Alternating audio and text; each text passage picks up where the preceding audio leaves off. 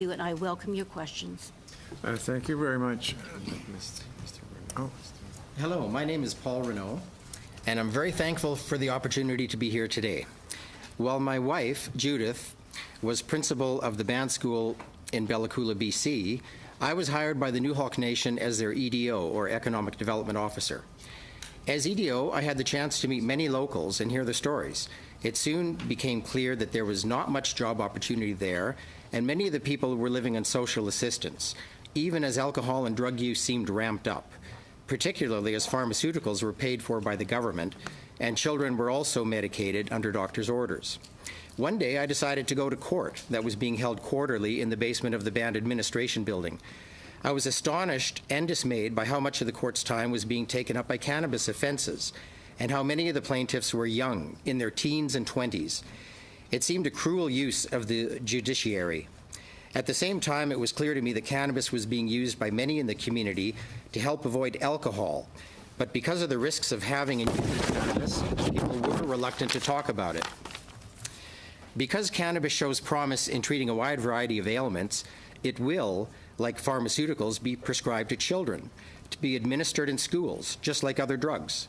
This context provides the basis for some very important education about cannabis. It is primarily medicine.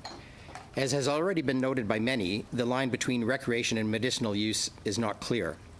Gabor Mate's definition of addiction is any behavior that has negative consequences that one is compelled to persist in and relapse into and crave, despite those negative consequences.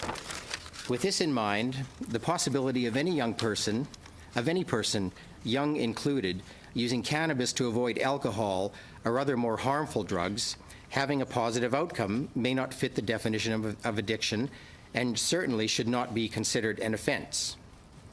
A youth cannot be criminalized for alcohol possession. What sense does it make to criminalize them for cannabis? There seems to be mounting evidence, some may call anecdotal, that cannabis is useful in avoiding other more harmful substances. I've heard people say, that's not really quitting, that's just switching one drug for another. While that may somewhat be true, the principle of harm reduction is sound, and where abstinence may not be achievable, a reduced use of a more harmful substance may be a positive outcome. The average age among First Nations people is very young as compared with the rest of Canada. Any laws or public health policies that affect young people will affect First Nations youth disproportionately, just as incarceration rates also show. The Government of Canada, led by Prime Minister Justin Trudeau, has indicated a willingness to engage with First Nations in a deeper, more meaningful and productive way.